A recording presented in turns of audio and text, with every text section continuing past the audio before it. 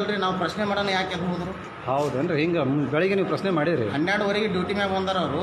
1 ಗಂಟೆಗೆ ನಾವು ಬಂದು ಕೇಳಂತ ನಾವು ಪ್ರಶ್ನೆ ಮಾಡೋಣ ಎದ್ದು ಹೋಗ್ಯಾರ ಅವ್ರು. ಅಂದ್ರೆ ಬರೋದೇ 12 ಗಂಟೆಗೆ, ಒಂದೇ ತಾಸು ಡ್ಯೂಟಿ? ಹೌದು. ಓಕೆ. 1 ತಾಸ್ದಾಗ 1 ಲಕ್ಷ ರೂಪಾಯಿ ಗಾಳೆ ಮಾಡ್ಕೊಂಡು ಹೋಗ್ಬಿಡ್ತಾರೆ. ಸರಿ ಸರಿ ಸರಿ. ಅಂದ್ರೆ ಈ ಕಡೆ ಎಲ್ಲ ಕಲೆಕ್ಷನ್ ಆಗ್ತದ್ರಿ ನೀವು? ಆಕೈತ. Okay sir.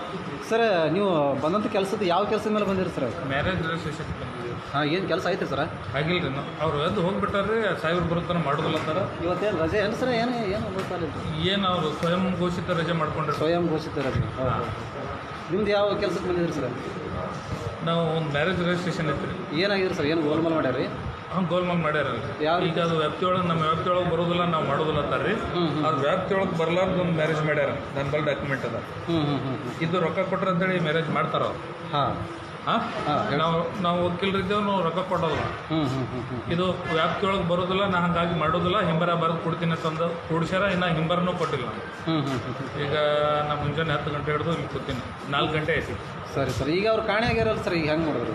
ಕಾಣೆ ಆಗ್ಯಾರ. ನೀ ಏನಾರ ಇನ್ನು ಆಫೀಸರ್ಸ್ಗಳು ಇದು ಹೋಗ್ಯಾರ ಅಲ್ರಿ. ಮಿಸ್ಸಿಂಗ್ ಕೇಸ್ ಮಾಡಿ ಅವ್ರಿಗೆ ಹುಡುಕಿ ಕೊಡ್ಬೇಕೇನು? ಜಿಲ್ಲಾಡಳಿತ ಅವ್ರಿಗೆ ಹುಡುಕಿ ಕೊಡ್ಬೇಕು. ಸಾಹೇಬ್ರು ಕಾಣೆ ಆಗ್ಯಾರ, ಅವ್ರಿಗೆ ಹುಡುಕಿ ಕೊಡಬೇಕು. ಈಗ ನಾವು ಸರ, ಈಗ ಕಾನೂನನ್ನು ಕಲಿತವರು, ಕಾನೂನನ್ನು ಅರಿತವರು ನೀವು ವಕೀಲರು, ನಿಮ್ಮನೆ ಈ ರೀತಿ ಮಾಡ್ತಾರೆ ಸರ್ ಅವರು. ಏನು ಸಾಮಾನ್ಯ ಜನಸಾಮಾನ್ಯರು ಕಾರ್ಮಿಕರ ಪರಿಸ್ಥಿತಿ ಅಧೋಗತಿ ಆಗೈತೆ. ಇಲ್ಲಿ ಸಾಮಾನ್ಯ ಜನರು ಬಂದರು. ಒಬ್ರು ನೌಕರಿದಾರ ಬಂದರು ಪಾಪ. 3 ದಿನ ಆಯ್ತು ಒಂದು ಮ್ಯಾರೇಜ್ ರಿಜಿಸ್ಟ್ರೇಷನ್. ಕರ್ನಾಟಕದಾಗ ಯಾವ ರಿಜಿಸ್ಟ್ರೇಷನ್ ಆಫೀಸಿಂದಾಗೂ, ಸಬ್ ರಿಜಿಸ್ಟರ್ ಆಫೀಸಿಂದಾಗೂ ಇಟ್ಟು ಡಿಲೇ ಇಲ್ಲ. ಪಾಪ 3 ದಿವಸ ರಜೆ ಹಾಕ್ಯನತ್ತು ಬಂದು ಅವ್ನು ಮ್ಯಾರೇಜ್ ರಿಜಿಸ್ಟ್ರೇಷನ್ ಮಾಡ್ಲಿಕ್ಕೆ. ಅಂದ್ರೆ ನಮ್ಗೆ ಇವತ್ತು ಅಬ್ಸೆಂಟ್ ಆಗಿನ ಸರ, ಇವತ್ತಾದ್ರೂ ಕೆಲಸ ಆಗೋಲ್ದು ಅಂತೇಳಿ ನಮ್ಮ ಮುಂದೆ ಆಲ್ರೆಡಿ ಒಂದು ಚಾನಲ್ಗೂ ಅವ ಬೈಟ್ ಕೊಟ್ಟಾನೆ. ಅದ್ರ ಪರಿಸ್ಥಿತಿ ಎಲ್ಲಿಗೆ ಹೋಗಿ ನಿಂತದ? ನಮ್ಮ ಬಿಜಾಪುರ ಸಬ್ ರಿಜಿಸ್ಟ್ರ್ ಆಫೀಸ್ 10 ವರ್ಷ ಆಯ್ತು ಇದೇ ಜಾಗದಾಗ. ಹೌದ್ರಿ, 10 ವರ್ಷದಿಂದ ಇದೇ ಅದಾರತ್ರಿ. ಆಮೇಲೆ ಅವ್ರು ಇನ್ನು ದೊಡ್ಡ ದೊಡ್ಡ ರಾಜಕಾರಣಿಗಳು ಅದಾರ ಅನ್ನೋ ಮಾಹಿತಿ ಐತ್ರಿ. ಏನು ಕಾರಣದ ಕೈಗಳು? ಆ ಕಾರಣಕ್ಕಾಗಿನೇ ನಾನು ಈ ಥರ ಇದ್ದೀನಿ ಅಂತ ಅನ್ನೋದು ಅವರು. ಯಾಕಂದ್ರೆ ಸುಮ್ಮನೆ ಯಾವ ಅಧಿಕಾರಿಗಳು ನೋಡ್ರಿ ಏನು ಫರಕ್ ಬೀಳುದಿಲ್ಲ ಅನ್ನೋ ಲೆಕ್ಕಕ್ಕೆ ಅದಾರ ಅವ್ರು. ಈಗ ಮುಂಜಾನೆ 10ಕ್ಕೆ ಬರ್ಬೇಕಿಲ್ಲ, 12ವರೆಗೆ ಬರ್ತಾರ. ಈಗ ಮಧ್ಯಾಹ್ನ ಊಟ ಮಾಡಿಕೊಂಡು 3:10, 15 ಇಲ್ಲಿ ಇರಬೇಕು. ಈಗ 4 ಗಂಟೆ ಆಗ್ಯದ, ಇನ್ನೂ ಆಫೀಸ್ ಒಳಗಿಲ್ಲ. ಸಾಮಾನ್ಯ ಜನರು ಹೆಂಗೆ ಕೂತಾರ ನೋಡ್ರಿ. ಯಾವ ಟೇಬಲ್ ಒಳಗೆ ಒಂದು ಕೆಲಸ ನಡೀತಾ ಇಲ್ಲ. ಅವ್ರು ಬರಾದೆ ಯಾವ ಕೆಲಸನೂ ಮಾಡೋದಿಲ್ಲ. ಈಗ ಅವರು ಯಾವಾಗ ಬರ್ತಾರೋ ಕಾದು ನೋಡ್ಬೇಕು. ಯಾಕಂದ್ರೆ ಅವರು ಏನು ರಾತ್ರಿ ವರ್ಕ್ ಅವರ್ಸ್ ಮುಗಿದ ನಂತರ ಕೆಲಸ ಚಾಲೂ ಆತಿ ಬಂದ್ರೆ ಅವರು. ಏನು ನೈಟ್ ಶಿಫ್ಟ್ ಇಟ್ಕೊಂಡಾರ ಯಾರಕ್ಕೂ ಇಲ್ಲಿ. ಏನು ತಿಳಿದಾರದಂಗಾಗ್ಯದ. ನಾವು ಬಂದಕ್ಕೆ ರೂಮಿ ನೋಡಿದ್ದೇವೆ, ವ್ಯವಸ್ಥೆನೇ ಹಿಂಗದ. ಹಂಗಾಗಿ ಏನು ಮಾಡಬೇಕು ಅಂತೇಳಿ ನೀವು ಕರೆಕ್ಟ್ ಟೈಮಿಗೆ ಬಂದಿರಿ ಇವತ್ತು.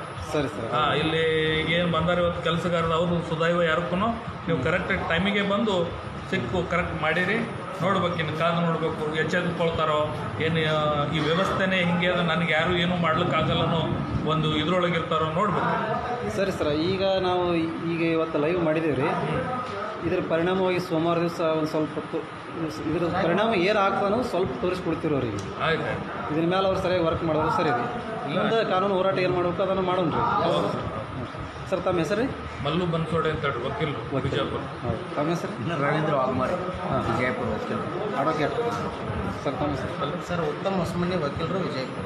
Okay sir. ಬಂಧುಗಳೇ, ತಾವು ಗಮನಿಸ್ಬೋದು, ಈಗಾಗಲೇ ನಾನು ಲೈವ್ ಮಾಡಿದ್ದೇನೆ. ಇದರ ಸಂಪೂರ್ಣ ವಿವರವನ್ನು ಇವತ್ತು ವಕೀಲರು ಕೊಟ್ಟಿದ್ದರು. ಇಲ್ಲಿ ನೋಡಿರಿ, ಇಲ್ಲಿ ದಲ್ಲಾಳಿಗಳ ಒಂದು ಹಾವಳಿಗಳನ್ನು ಜಾಸ್ತಿ ಇದೆ ಅನ್ನೋದು ವಿಜಯಪುರ ಜಿಲ್ಲೆಯಲ್ಲಿ ಎಲ್ಲ ಜನಸಾಮಾನ್ಯರಿಗೆ ಗೊತ್ತಿದೆ. ಹಾಗಾಗಿ ನಾನು ಇವತ್ತು ವಿಡಿಯೋನ ಮಾಡ್ತಾಯಿದ್ದೀನಿ. ಹಾಗಾಗಿ ಈ ಭ್ರಷ್ಟಾಚಾರ ವ್ಯವಸ್ಥೆಯನ್ನು ತಡೆಗಟ್ಟಬೇಕೆಂದು ನಾವು KRS ಪಕ್ಷದವರು ರಾಜ್ಯಾದ್ಯಂತ ನಾವು ಹೋರಾಟ ಮಾಡ್ತಾಯಿದ್ದೀವಿ. ತಾವು ಗಮನಿಸ್ಬೋದು, ಪ್ರತಿಯೊಂದು ಚೇರಲ್ಲಿ ಎಷ್ಟು ಜನ ಇದ್ದಾರೆ, ಎಷ್ಟು ಜನ ಇಲ್ಲ, ಯಾರು ಕೆಲಸ ಮಾಡ್ತಾಯಿದ್ದಾರೆ, ಯಾರಿಲ್ಲ, ಮುಖ್ಯ ಅಧಿಕಾರಿಗಳೇ ಇಲ್ಲ. ಹಾಗಾಗಿ ನಾವು ಮಾಡಿದಂಥ ವಿಡಿಯೋ ಜನಸಾಮಾನ್ಯರಿಗೆ ತಿಳಿಲಿ, ಅರಿವು ಮೂಡಲಿ, ಮತ್ತು ಇಲ್ಲಿರುವಂಥ ಭ್ರಷ್ಟಾಚಾರವನ್ನು ಕಡಿಮೆ ಆಗಲಿ. ಮತ್ತು ಇಲ್ಲಿರುವಂಥ ಅಧಿಕಾರಿ 8-9 ವರ್ಷದವರೆಗೆ ಒಂದೇ ಕಡೆ ಈ ರೀತಿ ಇರ್ತಾಯಿದ್ದಾರೆ ಅಂದರೆ ಇದಕ್ಕೆ ಹಿಂದೆ ಏನೋ ಒಂದು ಕಾರಣದ ಕೈವಾಡದ ಇರ್ಬೋದು ಅಂತ ಅನ್ನಿಸ್ತದೆ. ರಾಜಕಾರಣಿಗಳ ಬೆಂಬಲ ಇರ್ತದೆ. ಹಾಗಾಗಿ ಇವರಿಗೇನೋ ಸ್ವಲ್ಪ ಇಲ್ಲಿ ಭ್ರಷ್ಟಾಚಾರವನ್ನು ಜಾಸ್ತಿನೇ ನಡೀತಾ ಇದೆ ಅನ್ನೋದು ನಮಗೆ ಮಾಹಿತಿ ಬಂದಿದೆ. ನೋಡೋಣ, ಮುಂದಿನ ದಿನಗಳಲ್ಲಿ ನಾವು ಇದು ಮಾಡ್ತೀವಿ.